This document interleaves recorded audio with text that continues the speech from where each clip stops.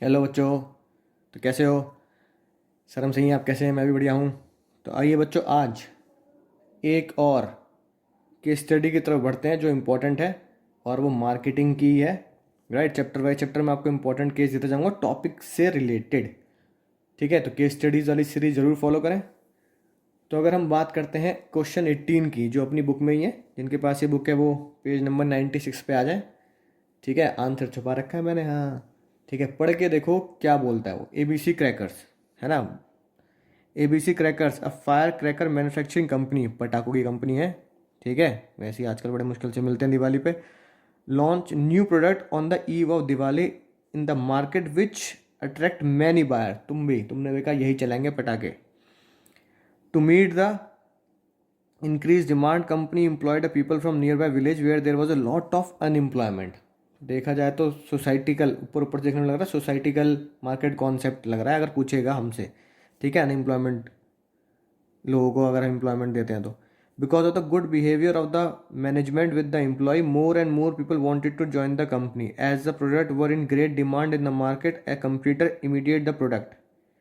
ठीक है, the product of the computer were not accepted by the consumer as it was status symbol to buy the product of ABC crackers because of their quality. उन्हें लगता है, अब समझ लेना ध्यान से क्वेश्चन। अब सोचो, मैं हमेशा तुमसे ये बोलता हूँ, हमेशा ये सोच के चलो, यही केस स्टडी एग्जाम में आएगी, तुम्हारे एग्जाम में।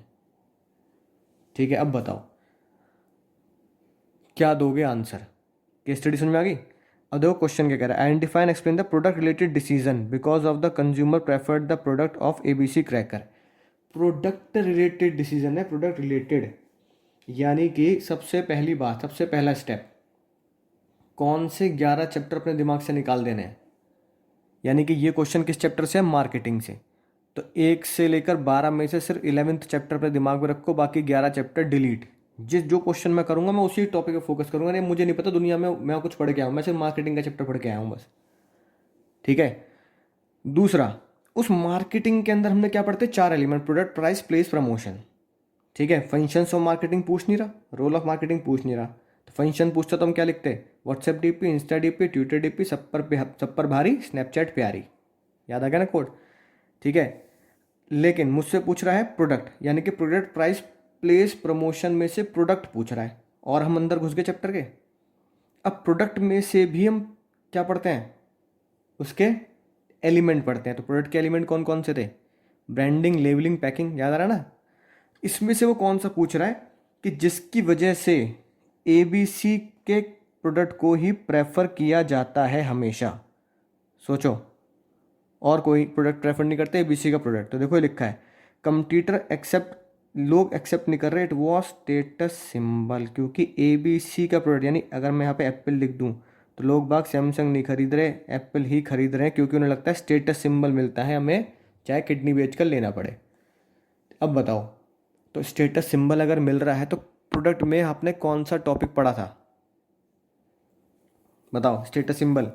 तो नलायक को, प्रोडक्ट के अंदर स्टेटस सिंबल हमें किस में मिलता है? ब्रांड, अगर वो ब्रांड होता है तो। ब्रांडिंग, लेबलिंग, पैकिंग में से कौन सा लेंगे हम लेंगे ब्रांडिंग। लेबलिंग तो है नहीं, लेबलिंग तो मतलब तो इन्फॉर्मेशन देना, पैकिंग की कोई बात ही नहीं कर रहा।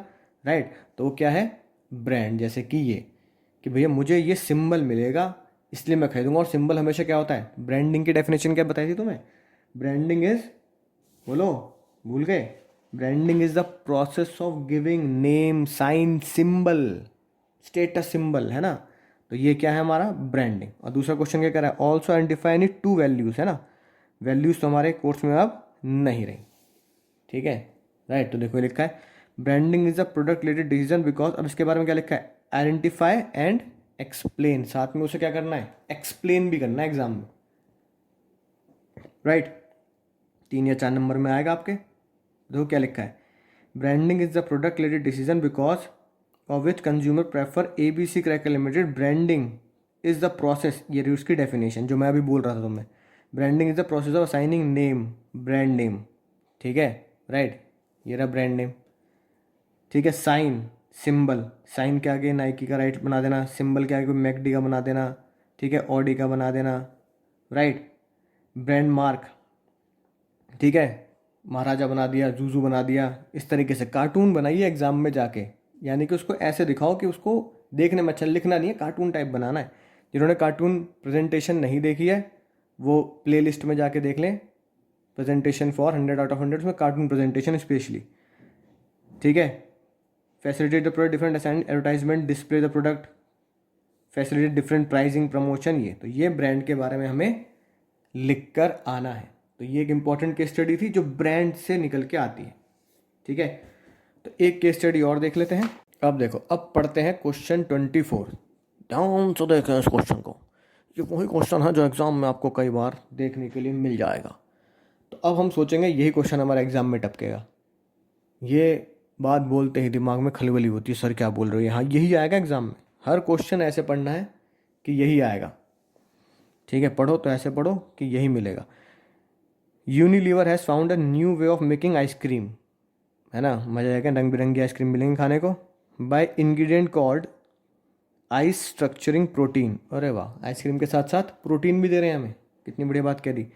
विच is widely found in the nature specially in fishes which allow them survive freezing article water, combination of ISP with stabilize technology, ठीक है, allow to make ice cream that don't melt in easy, thereby making its more convenient for small children and consumer in hot countries, यानी कि गर्म गर्म देशों में भी, है ना, जैसे हमारा देश है ना, गर्मी में जून जुलाई में हम कढ़ाई में उबलते रहते हैं, ठीक है, ऐसे ही खतरनाक देश में भी आइसक्रीम जल्दी नहीं पिघलेगी।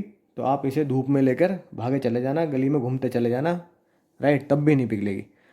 अब अगर ऐसी आइसक्रीम है, जैसे वो होते हैं ना जेली टाइप की जो आइसक्रीम होती है, वो आसानी से पिघलती नहीं, तो इन द अबव केस, अब देखो क्वेश्चन क्या कह रहा है, identify the component of marketing mix being taken, पहले बताओ मार्केटिंग मिक्स का कौन सा कॉन्सेप्ट है, और दूसरा explain the function of marketing, यानी कि दो चीज़ें बताई हैं उसने।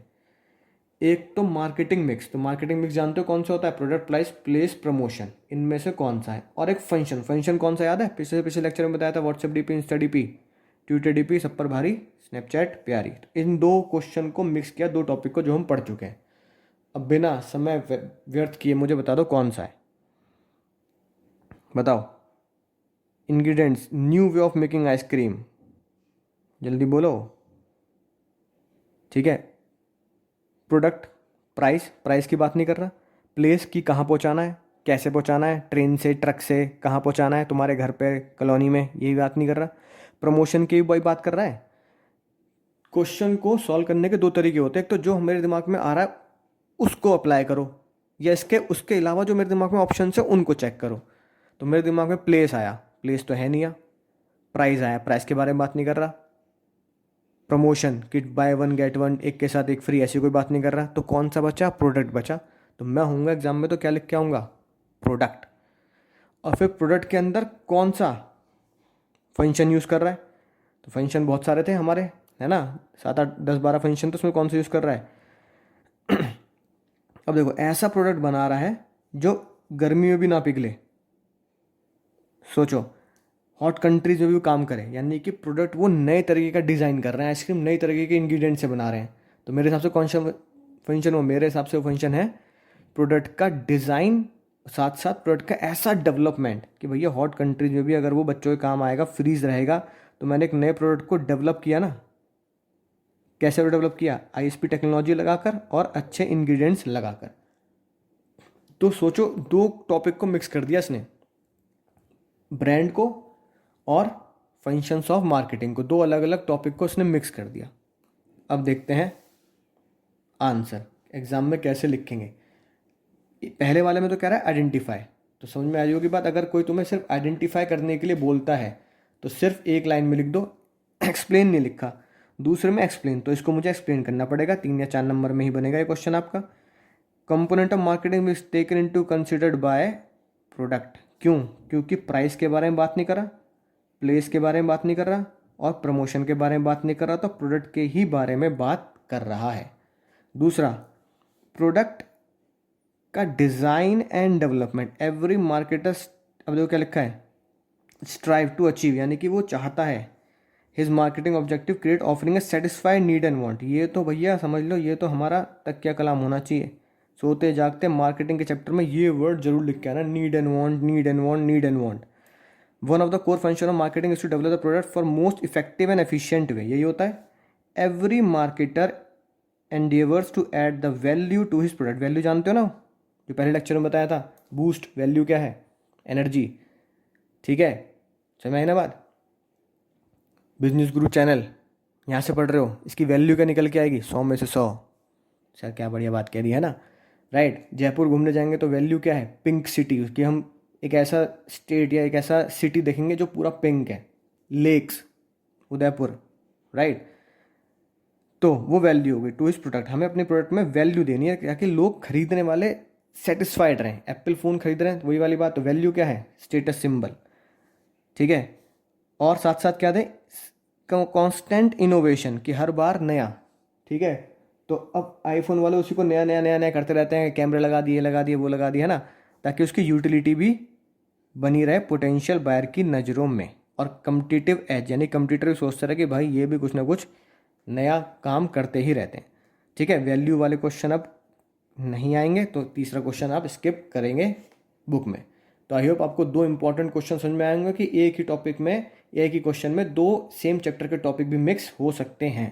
तो चलिए मिलता हूँ अगली कोई नई मज़ेदार इंपॉर्टेंट केस स्टडी को लेकर, ठीक है।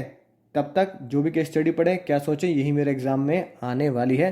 तो चलिए सीखते रहिए, पढ़ते रहिए, कुछ नया करते रहिए, आगे बढ़ते रहिए, खुद को आसमान की ऊंचाइयों तक पहुंचाने के लिए। तो चलता हूँ, दुआओं में याद रखना मेरे जिक्र का।